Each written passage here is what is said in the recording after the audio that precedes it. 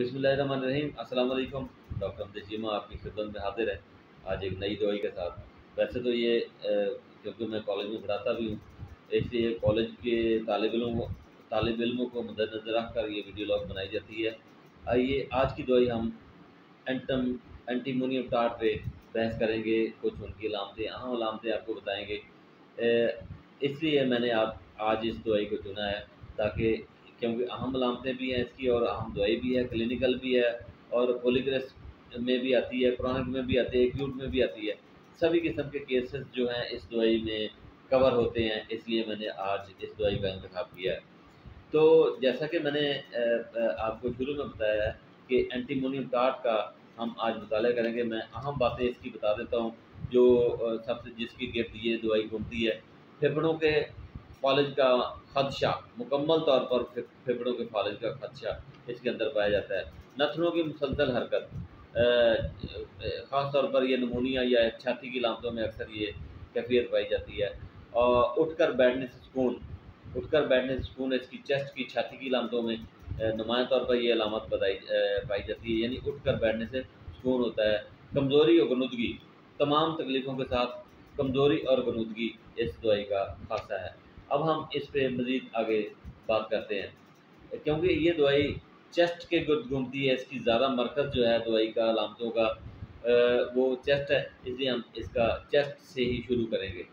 तो जैसा कि अभी मैंने अहम अलामतों में इसका ज़िक्र किया है कि चेस्ट की अलामतों के अंदर ये दवाई हमारे कारगर साबित होती है, और ख़ास तौर पर फेफड़ों के मफलूज होने का डर, फेफड़ों के मफलूज होने का ख़दशा जो होता है इस दवाई के अंदर बहुत नुमायाँ तौर पर पाया जाता है। तो वो कैसे होगा मैं अभी आपको बताता हूँ कि छाती के अंदर बलगम का इज्तिमा हो जाता है, बलगम जमा हो जाती है, जम जाती है। और ये कमी पेशी के अंदर मैं आपको बताऊँगा कि यूँ ही छाती की बलगम जो है वो निकलती है, यूँ ही मरीज़ जो है वो बलगम निकालता है, तो वो मरीज़ को सुकून महसूस होता है। और इसके अलावा खांसी भी इसके अंदर नुमायाँ तौर पर पाई जाती है। यूँ ही खाँसता है, खांसी करने के साथ इसको मतली आती है, मतली आने से कै आती है, कै आने से इसकी तकलीफ़ जो है वो कमी का शिकार हो जाती है, कमी हो जाती है इसके मरीज़ को। जो ही बलगम निकलती है या खांसी के बाद मतली आती है, मतली आने के बाद उल्टी आती है, कै आती है, तो उसके मरीज़ को सुकून हो जाता है। ये ऐसी कैफ़ियतों में अगर नमूनिया हो, इस तरह की और कोई बीमारी हो, जब अलामात इसकी मौजूद हों, तो हम एंटीमोनियम टार्ट पे गौर करते हैं। इस वीडियो के आखिर में मैं आपको एक बहुत दिलचस्प आपका एक केस भी सुनाऊँगा, जो मरीज़ ठीक हुआ है और आज तक वो इस फेफड़ों की जो बीमारी है, इससे उसको निजात हासिल है। तो फिर हम अलामत की तरफ आते हैं, जो मैंने आपको अलामतें शुरू में बताई हैं। इस इन इन कैफ़ियत के साथ, यानी जो मैंने आपको छाती की अलामतें बताई हैं, छाती की अलामतों के साथ गनूदगी और कमज़ोरी, यानी प्रोस्टेशन और वीकनेस, ये शामिल हाल रहती है। इतनी कमज़ोरी होती है, इतनी प्रोस्टेशन होती है, इतनी उसका थका मांदा मरीज़ होता है कि वो गनूदगी की तरफ माइल होता है, गनूदगी की तरफ माइल होता है। और ख़ास तौर पर ये अलामतें अक्सर गर्मियों के मौसम में आती हैं, या अक्सर ठंड के मौसम में आती हैं। जब ठंड लगती है, ठंड के मौसम में ये कैफ़ियत छाती की अलामतें जो हैं वो आ जाती हैं। अगरचे ये दवाई गर्म कमरे में इसकी अलामतें बढ़ती हैं, गर्म मौसम में इसकी अलामतें बढ़ती हैं, लेकिन बाद का समटाइम सर्दियों के मौसम में भी इसकी अलामतें जो है वो आ जाती हैं, और हम ऐसे मरीज़ को फेस करते हैं। सर्दियों के मौसम में ऐसे ऐसे मरीज़, ऐसे बच्चे जो छाती की अलामतों में गिरफ़्तार हो जाते हैं, छाती की अलामतें उनके अंदर आ जाती हैं, तो वो मरीज़ जो है वो आम तौर पर छाती के अंदर बलगम जमा हुए जाने का शिकायत करता है। उसके लवाहिकीन, उसकी माँ, उसका बाप जो है वो छाती के अंदर बलगम का कसीर मिकदार में जमा होना की शिकायत करता है। तो ऐसे मामलात में जो हमारी एंटीमोनियम टार्ट है, ये एक नेमत से कम नहीं है। अलामतें फिर वही हैं जो मैंने आपको बताया कि छाती के अंदर बलगम जमा हो जाती है, खाँसता है मरीज़, खाँसने के साथ जो है वो बलगम जो है वो खड़कती है, खड़कने के साथ जब मरीज़ बलगम को बाहर निकाल देता है तो उसको सुकून हो जाता है। आज की इन अलामात को आप एंटीमोनियम टार्ट की अलामत को मद्देनज़र रखकर याद करके ये आप इस दवाई की अहम अलामतों की, यानी आम शफ़ा की तरफ मरीज़ को गामज़न कर सकते हैं। इसके बाद मैंने आपको कमज़ोरी बताया है, गुनुदगी साथ होती है इन अलामतों के साथ।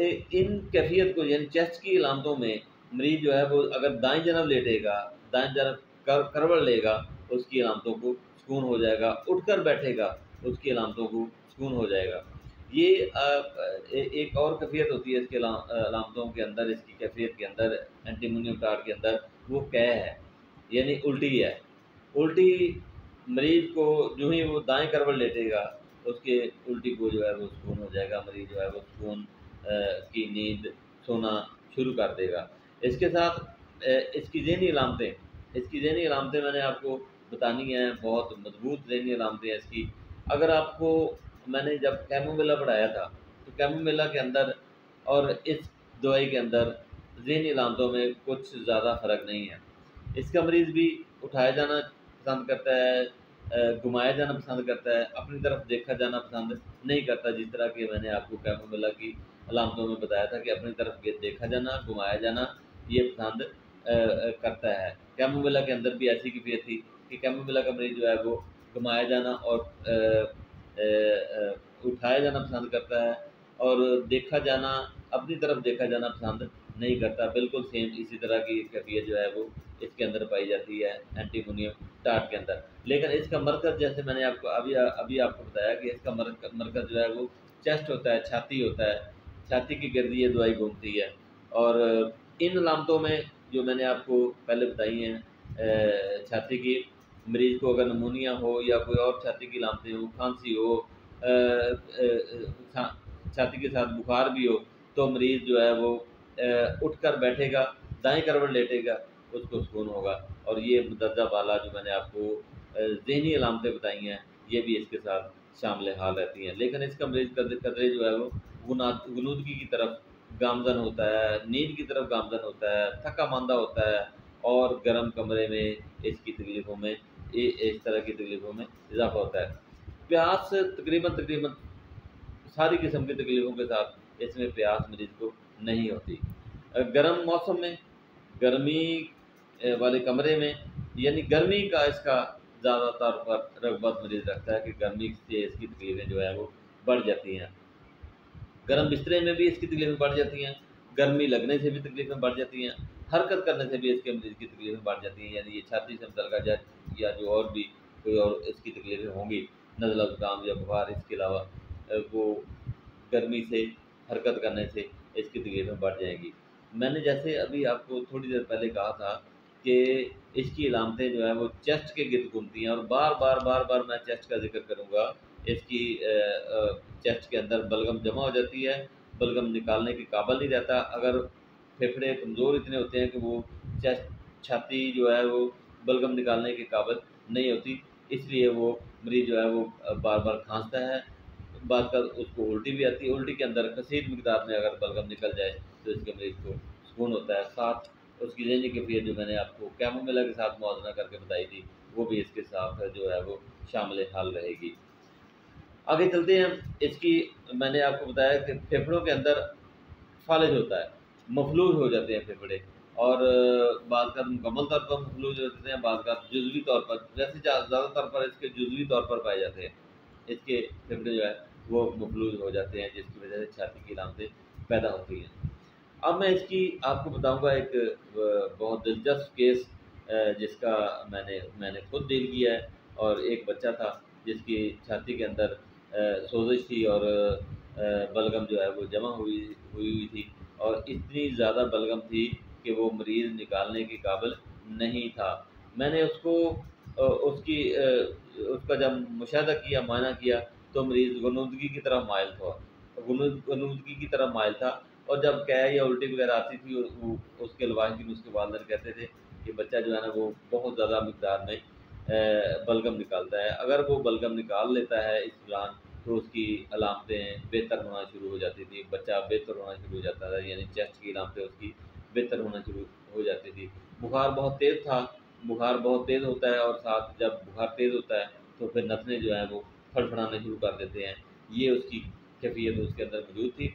और आम तौर पर केरी की शिकायत वाले बच्चे, जिनको नाक की तकलीफ़ होती है, अगर नाक के दूध बढ़ जाते हैं या नाक की हड्डी बढ़ जाती है, इसकी वजह से जो है मरीज़ को केरा होता है और केरे की वजह से वो छाती के अंदर जो है वो इसका सारा केरा जमा होना शुरू हो जाता है और वो बलगम की शेप बन जाता है। बलगम निकालना मुश्किल हो जाता है क्योंकि फेफड़े कमज़ोर होते हैं, फेफड़े मफलूज हुए होते हैं, उनको वो बाहर नहीं निकाल सकता।